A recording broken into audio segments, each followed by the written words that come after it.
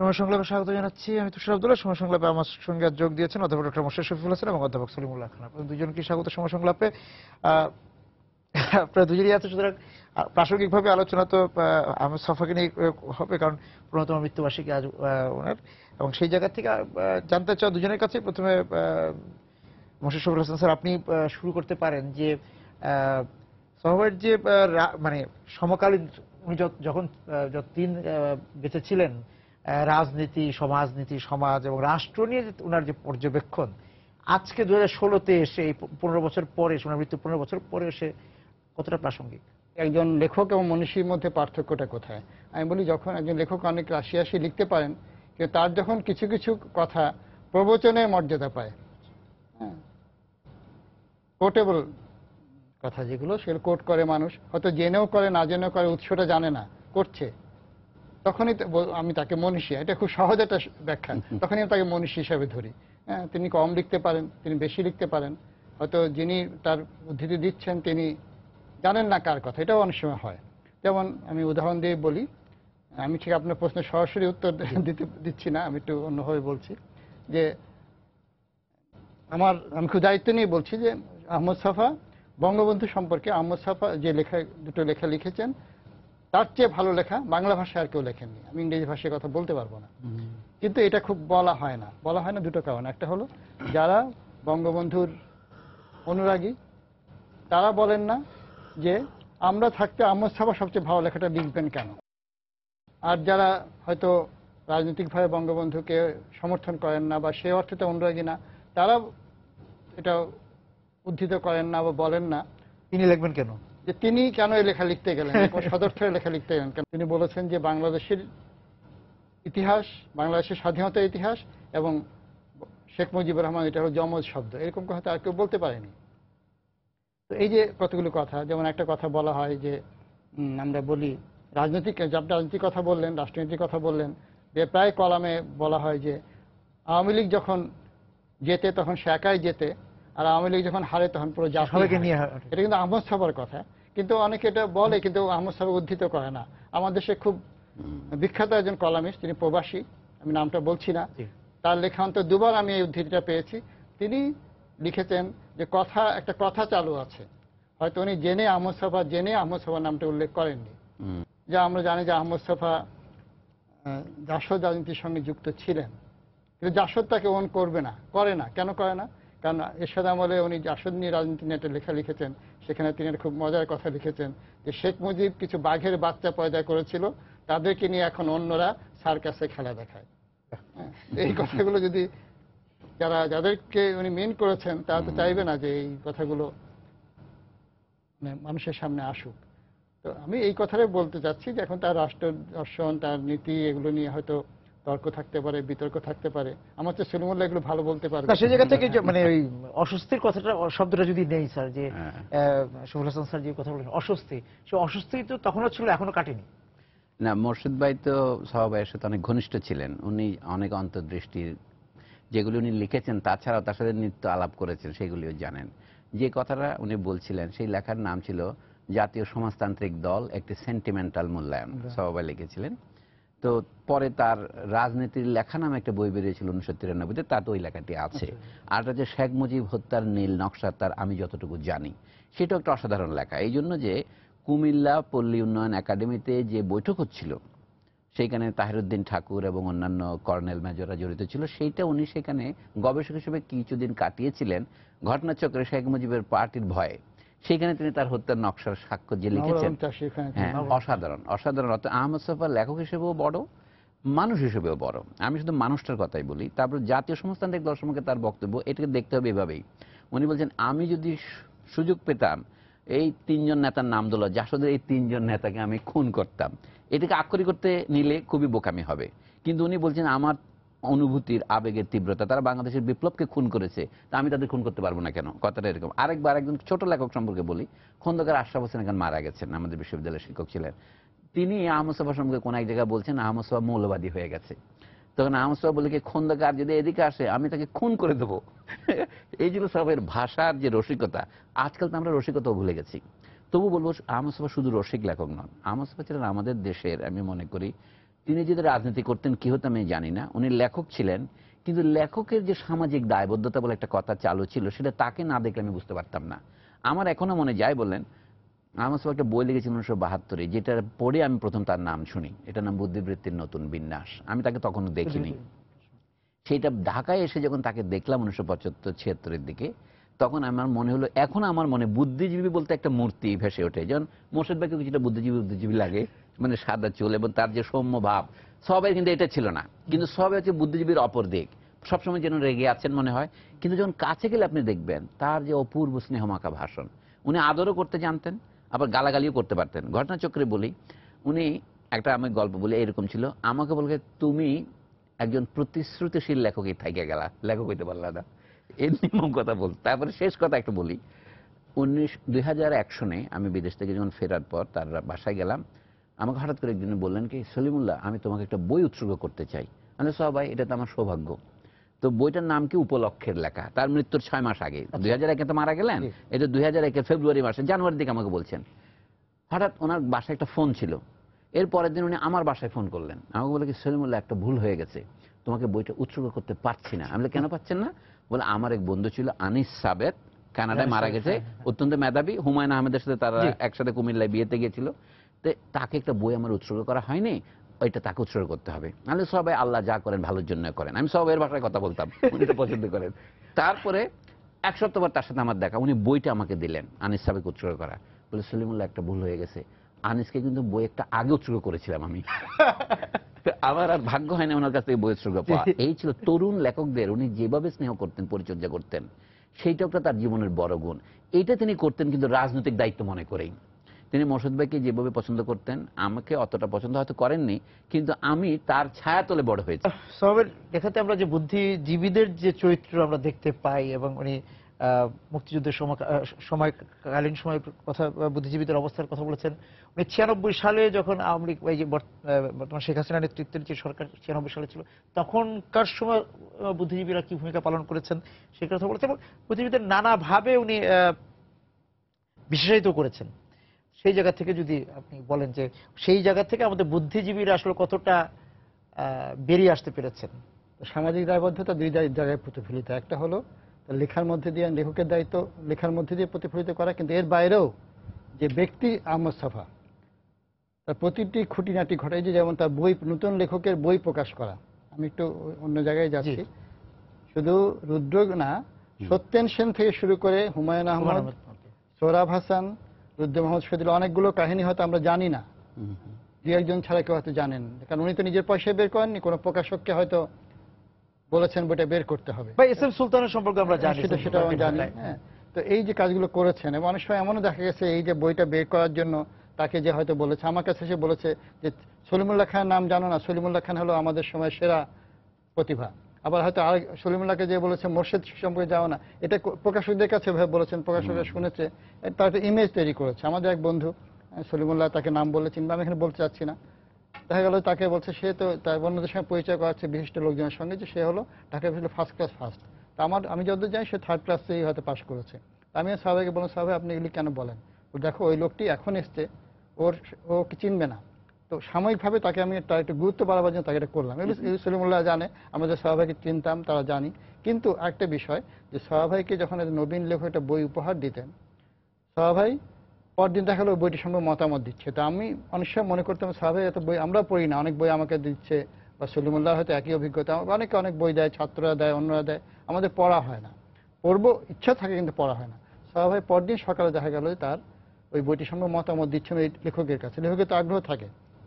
প্রথম আমার সন্দেহ হতো যে সাহাবাই হয়তো বইটা পড়েননি, ফার্স্ট রিডিং পদ্ধতিতে হয়তো চোখ বুলিয়েছেন, কিন্তু পরে আমি দেখেছি সাহাবাই রাত জেগে ওই বইটি কিন্তু পড়েছেন। এমন খুঁটিনাটি কিছু প্রসঙ্গ উনি উল্লেখ করতেন, যে এই দায়িত্ব, এই যে সামাজিক দায়িত্ব, এই দায়িত্ব হিসাবে তিনি করতেন।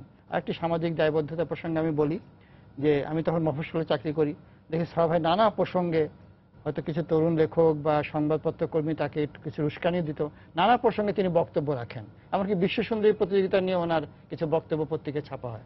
তো আমি একদিন এসে সাহাবাইকে বললাম, সাহাবাই উনি বসতেন, যে সাহাবাই আপনি ফাউস্ট অনুবাদক, আপনি বুদ্ধিবৃত্তির নতুন বিন্যাস লিখেছেন, অমুক বাঙালি মুসলমান লিখেছেন, আপনার কেন এর প্রতিটি খুঁটিনাটি বিষয়ে আপনার মতামত দিতে হবে কেন? তিনি আমাকে বলেছিলেন যে সমাজের একজন বুদ্ধিজীবীর দায়িত্ব হলো সমাজের প্রতিটি ঘটনাকে, গুরুত্বপূর্ণ ঘটনা, তাৎপর্যপূর্ণ ঘটনাকে, চলমান ঘটনাকে অ্যাড্রেস করা। তখন আমি সবার সাথে দ্বিমত প্রকাশ করেছি, কিন্তু এখন এই প্রশ্নটি আমাকে ফেস করতে হয়।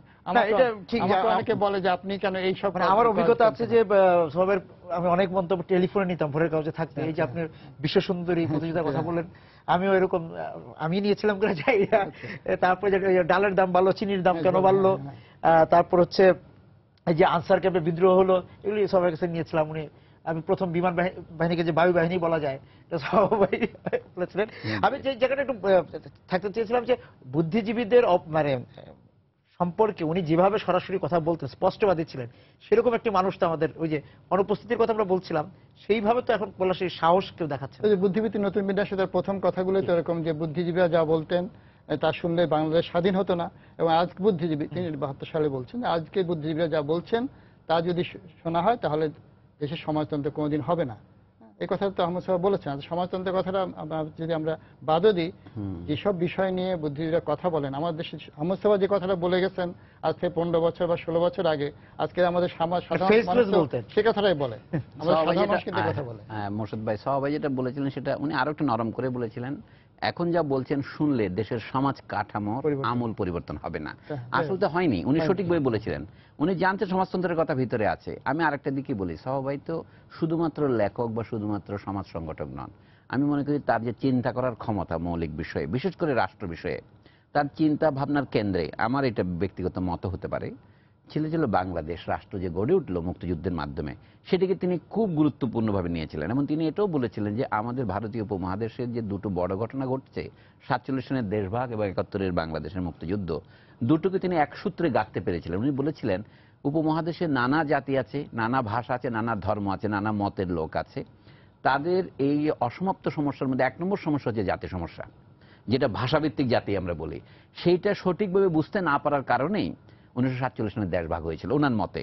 এই জন্য একটা মত আছে ভারতের জাতীয় কংগ্রেস, বিশেষ করে এই মতের প্রবক্তা, তারা বলেন ভারতীয় জাতীয়তাবাদ, তার মানে হচ্ছে সারা ভারত এক জাতি।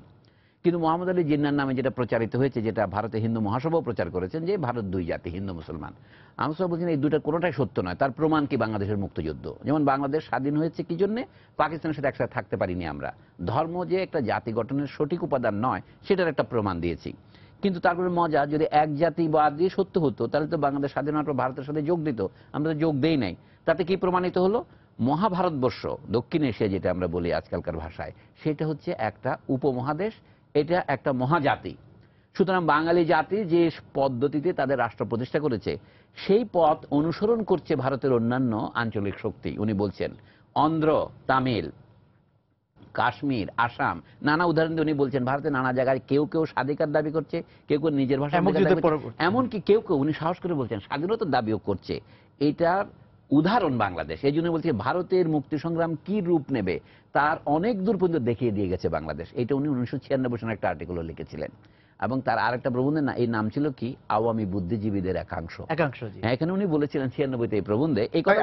এই জায়গায় একটু স্যার আপনাকে দিয়ে শুরু করবো, আমি একটু বিরতিতে যেতে হচ্ছে। আচ্ছা ঠিক আছে, আওয়ামী বুদ্ধিজীবীদের একটু শেষ করি তাহলে। সবাই ওই লেখাতে বলছিলেন আওয়ামী লীগের যারা নেতৃস্থানীয় বুদ্ধিজীবী, তারা অনেকে তার শিক্ষকও বটে। যেমন অধ্যাপক আনিসুজ্জামান, এই কয়েকজনকে উনি সম্মানও করেন, আবার তাদের নামও নিতেন। শওকত ওসমান এখন মারা গেছেন, আবুল ফজল সাহেবকে উনি শ্রদ্ধা করতেন। ওনাকে আওয়ামী বুদ্ধিজীবী বলেন নাই, ইনি এদের সম্পর্কে বলছেন যে এরাই আমাদের নেতৃস্থানীয় বুদ্ধিজীবী। বেগম সুফিয়া কামালের খুবই প্রশংসা করতেন উনি। তো উনি বলছেন যে তারা একটা ভুল করছেন ওনার মতে, কি এই যে বাংলাদেশ একটা আলাদা জাতি, এইটা তারা করে ফেলেছে, কিন্তু এর অর্থ তারা জানে না। তারা অন্যের দিকে তাকিয়ে কথা বলে কেন? তার কাছে কারণ ভারতের কংগ্রেসের বুদ্ধিজীবীরা বলেন ভারত এক জাতি। বাংলাদেশকে পরিষ্কার করে বলা উচিত যে আমরা ভারতীয় জাতি নই, আমরা বাংলাদেশের জাতি, ভারতের সাথে আমাদের বন্ধুত্ব আছে, সৎ প্রতিবেশী সুলভ সম্পর্ক আছে। এইটা বলতে গিয়ে উনি আমার বুদ্ধিজীবীদেরকে সমালোচনা করলেন। কিন্তু তার মূল বক্তব্যটা কোথায় জানেন?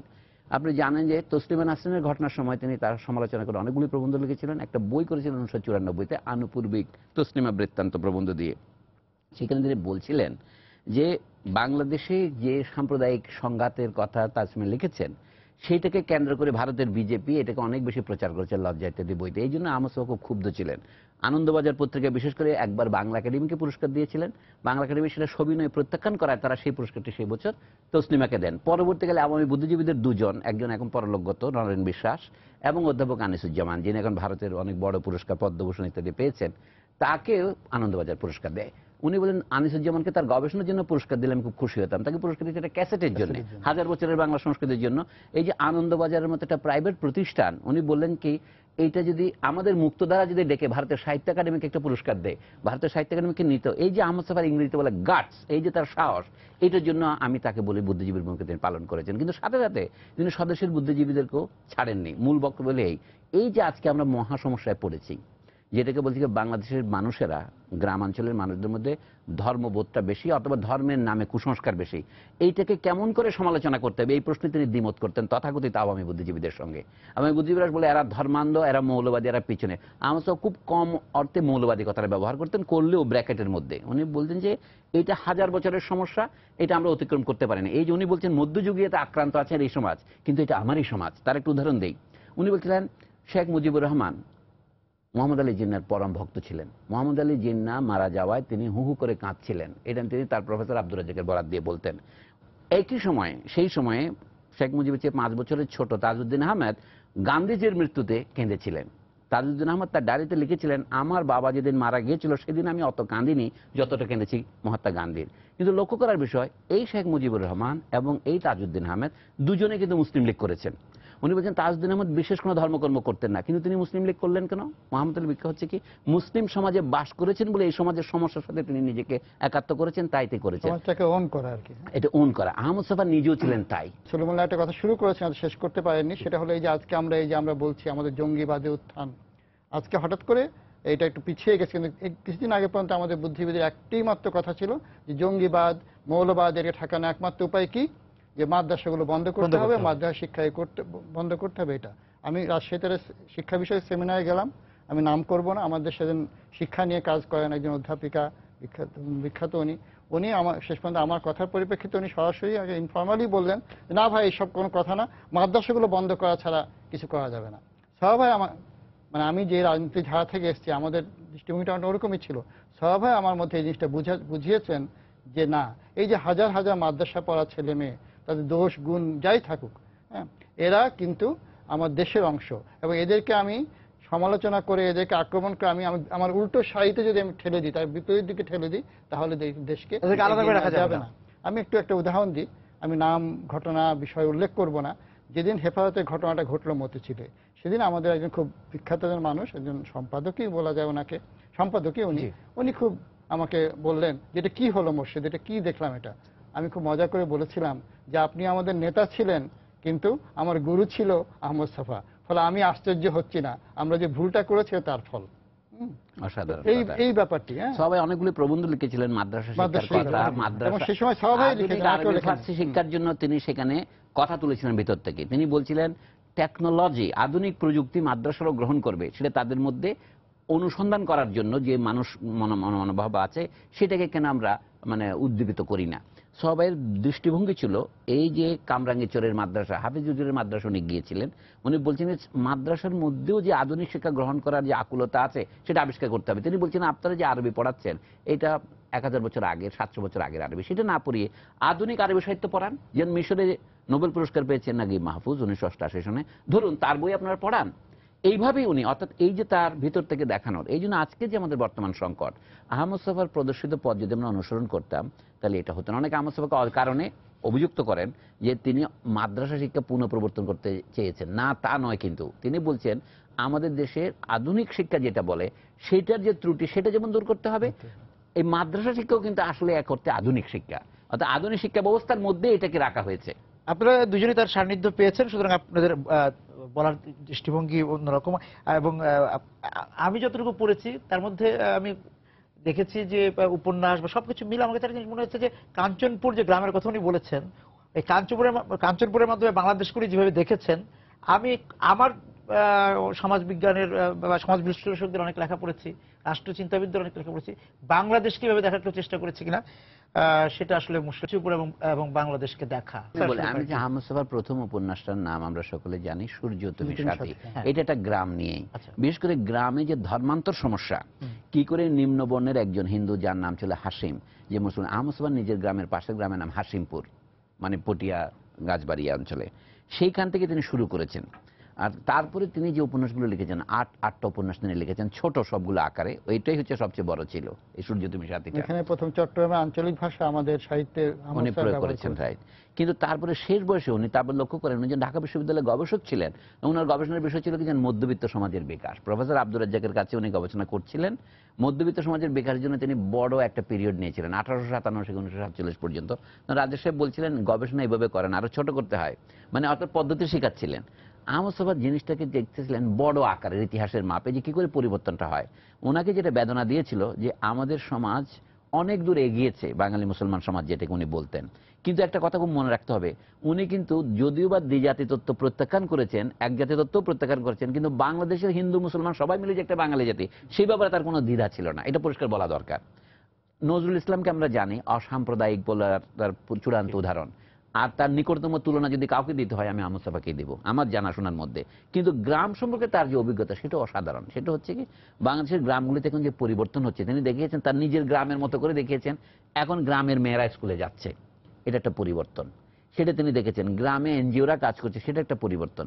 মুক্তিযুদ্ধ গ্রামের মধ্যে একটা সচেতনতা এনেছে, কিন্তু তারপরেও গ্রামে অপরিবর্তনের যে ঐতিহ্য আছে সেটা পরিবর্তন করার জন্য তিনি শেষের দিকে কোনো কোনো এনজিওর সাথে সংশ্লিষ্ট হয়েছিলেন, বিশেষ করে বাংলা জার্মান সম্প্রীতি। সেটার উদ্যোগে 1991 সনে তিনি কক্সবাজার জেলায়, এখন যেখানে জাতীয় পর্যায়ে অনেক বড় বড় কথা শোনা যাচ্ছে, এলএনজি টার্মিনাল হচ্ছে মাতারবাড়ি দ্বীপে, যেখানে এখন তাপবিদ্যুৎ কেন্দ্র হচ্ছে, আহমদ ছফা সেখানে গিয়ে অনেক ঘর বেঁধে দিয়েছেন। আহমদ ছফার জীবনের একটা অত্যন্ত উজ্জ্বল অভিজ্ঞতা, একটা আনন্দময় অভিজ্ঞতা উনি বলেছিলেন। 1992 সনে সাম্প্রদায়িক দাঙ্গার ফলে কিছু নিম্ন বর্ণের হিন্দুর বাড়িঘর জ্বালিয়ে দিয়েছিল স্থানীয় কিছু কিছু গুন্ডা। আহমদ ছফা ঢাকা থেকে প্রফেসর কবির চৌধুরীর মতো লক্ষ্য নিয়ে গিয়ে সেখানে সেই বাড়িগুলো পুনর্নির্মাণ করে দিয়েছিলেন।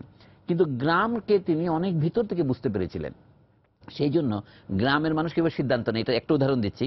তিনি ওই গ্রামের মৌলবীদেরকে, ওই গ্রামের মাস্টারদেরকে ডেকে বলেন কি, এই হিন্দু বাড়িগুলো আপনাদের পুনর্নির্মাণ করে দিতে হবে, টাকা পয়সা যদি দরকার হয় আমরা দেব। কিন্তু আহমদ ছফা বাংলা জার্মান সম্প্রীতি নামক সংগঠনের সাধারণ সম্পাদক হিসেবে নিজেই প্রথম খুঁটিটা রোপণ করেন, এবং সেই দিন গ্রামের সব মুসলমান গিয়ে হিন্দুদের মন্দিরগুলো বানিয়ে দেয়। এরকম ঘটনা যদি দেশে আরো 10টা ঘটতো, এই দেশে সাম্প্রদায়িক স্বর্গ বিরাজ করতো। এই হচ্ছে আহমদ ছফা। আরেকটা হলো অর্থনৈতিক পরিবর্তনের দিক থেকে উনি বলেন গ্রামে অনেক পরিবর্তন হচ্ছে, কিন্তু আরেকটা আদর্শগত পরিবর্তনের কথা উনি বলছেন। এই যে উচ্চশিক্ষিত বিশ্ববিদ্যালয়ের শিক্ষিত পিএইচডি পাস এবং এমএ পাস লোকেরা গ্রামে গিয়ে দেখাচ্ছে নিজের গ্রামে সে একটা স্কুল না দিয়ে একটা মাদ্রাসা দিচ্ছে। মাদ্রাসা শিক্ষার প্রশংসা আমরা করলাম, কিন্তু মাদ্রাসার সংখ্যা আমাদের যা দরকার তার চেয়ে বেশি হচ্ছে কেন, সেই ব্যাপারে উনি কিন্তু প্রশ্ন তুলেছেন। বিদেশে থাকেন, সে টাকা পাঠিয়ে মাদ্রাসা রাইট। এবং আমি এই জন্য বলেছি, উনি দেখতে চেয়েছেন যে কি এই বাংলাদেশের মুসলমান বলিয়া আপনার লজ্জা নাই। হায়াত মাহমুদ একটা বই লিখেছিলেন, বাঙালি বলিয়া লজ্জা নাই। এই ছিল আহমদ ছফা। আহমদ ছফার গুণের কথা বলে একদিন শেষ করা যাবে না, কিন্তু আহমদ ছফা আবার গোপনেও বললাম কবিতা লিখতেন, বলে পাছে লোকে কবি বলে এই ভয়ে বহুদিন কবিতা লিখিনি, এরকম একটা কবিতা ছিল তার। প্রায় শেষ পর্যায়ে আপনি যদি যোগ করেন। আমরা আহমদ ছফার কথা সাহিত্য এবং কবিতা নিয়ে কিছুই বলিনি, আসলে বলা অনেক বিরাট ব্যাপার সেটা এরকম। আমি শুধু একটু সেই যে বলতে চাই, সলিমুল্লাহ খান একটু এটা স্পর্শ করেছে বিষয়টা, যে আহমদ ছফা, আমরা শিক্ষা গোষ্ঠীর ভূমিকায় বেশ নিয়ে অনেক কথাবার্তা বলি। আহমদ ছফা কিন্তু শিক্ষা গোষ্ঠীর ভূমিকাকে এক আবুল হোসেন ছাড়া বাকিদের খুব ব্যাপারে মনে করতে অতি মূল্যায়ন করা হচ্ছে, তিনি উচ্চ মূল্যায়ন করতেন না। তিনি মনে করতেন যে বাঙালি মুসলমান সমাজের জন্য রোকেয়ার যে অবদান, নজরুলের যে অবদান, সে অবদান এদের নাই, কারণ ওরা সমাজকে ওন করে সমাজের ভেতর থেকে যেটুকু পরিবর্তন করেছে, আর আমি বাহির থেকে আঘাত দিয়েছি। এই বাহির ছফা ভাই যে গ্রামের কথা সলিমুল্লাহ খান বললেন, কারণ উনি তো নিজেকে গ্রামের মানুষ মনে করতেন। আমরা তো গ্রামের মানুষ না, আমরা অস্বীকার করেন। আমরা মনে করি যে সমস্ত দেশটাই নগর হয়ে গেলে ভালো, কিন্তু এটা তো হবে না কখনো। উনি ওন করতেন, এবং নজরুলের ব্যাপারে তার বলতেন নজরুলকে আমার নিজের সন্তানের মতো মনে হয়, আত্মার অংশ মনে হয় নজরুলকে। হ্যাঁ, তো একটা ইন্টারভিউ উনি বলেছেন, লিখেওছেন এরকম। তো এইখানে আহমদ ছফা উনি যেটা পেরেছেন অন্যের পক্ষে পারাও সম্ভব না। বাংলাদেশের মুক্তিযুদ্ধের সময় তিনি কলকাতায় গিয়েছিলেন, সেখানে একটা বই লিখেছিলেন জাগ্রত বাংলাদেশ নামে। মুক্তিযুদ্ধের, মুক্তি সংগ্রামের জীবন কাঠি লেখার নাম দেখেন, তার ভাষার মধ্যে একটা তার বাংলাদেশের গ্রামের যে ভাষা সেটাকে তিনি জীবিত রাখতে চেয়েছিলেন। আমি একটা কথা বলি, আমাদের বুদ্ধদেব বসু প্রমুখ যে আধুনিকতাবাদের সাহিত্যিক, তিনি তাদের লেখা পড়ে অত্যস্ত করেও সেইটা নিজের লেখা অবলম্বন করেননি। তিনি নজরুল ইসলাম যে ধারা লিখেছিলেন অথবা জসিমউদ্দিন যে ধারা লিখেছিলেন সেটাকে আত্মস্থ করেছিলেন, নিজস্বতা ছিল। উনি যে শিক্ষাগোষ্ঠীর কথা বললেন, সেখানে আধুনিকতাবাদের লেখক হচ্ছেন কাজী আব্দুল ওদুদ। সেই গ্রুপের সবচেয়ে কনিষ্ঠ শিশুদের মধ্যে ছিলেন আব্দুল কাদির, আবুল ফজল, এরা। কিন্তু তিনি আবুল ফজলকে সম্মান করতেন। আবুল ফজল সম্পর্কে একটা প্রবন্ধ লিখেছেন, চলমান মানব।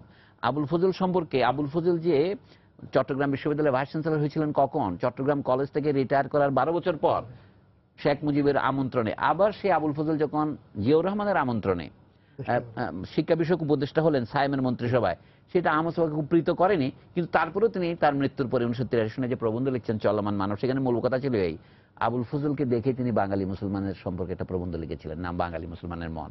অর্থাৎ এই যে আবুল ফজল সারা জীবন যিনি মানবতন্ত্র প্রচার করেছেন, যেটাকে আমরা সেকুলারিজম বলে, সেটা প্রচার করেছেন, কিন্তু শেষ বয়সে একদিন আহমদ শফা দেখলেন, বাস্তব হোক গল্প হোক, তিনি বলছেন তিনি এমএজি তাওয়াবের সঙ্গে টঙ্গী যাচ্ছেন ইস্তেমা করার জন্য। এটা দেখে আহমদ শফা বলে, আমি ভাবলাম বাঙালি মুসলমান কি? বাঙালি মুসলমান হচ্ছে আবুল ফজল। অর্থাৎ যিনি একই সাথে ধর্মনিরপেক্ষতাও করেন, তিনি মাদ্রাসা পড়া ছাত্র কিন্তু নিউ স্কিমে, আবার তিনি এমএ করেছেন বাংলায়, এবং তিনি হচ্ছেন আমরা যাকে বলে সেকুলার সাহিত্যিক, তার একটা প্রকৃষ্ট উদাহরণ। তার মাথায় আবার একটা টুপিও আছে। আবুল ফজলকে দেখে আহমদ শফা বলছেন এটা নাটকে করার জন্য যে আমি বাঙালি মুসলমানের মন নামে একটি প্রবন্ধ লিখতে প্রবৃত্ত হই। আপনাদের দুজনকে ধন্যবাদ আজকে আমাদের সঙ্গে যোগ দেওয়ার জন্য। দর্শক যারা ছিলেন সময় সংলাপের সঙ্গে আলোচনা, আপনাদেরকে ধন্যবাদ জানিয়ে শেষ করছি আজকের সময় সংলাপ। দেখা হবে আগামী দিন। সবাই সুন্দর থাকুন।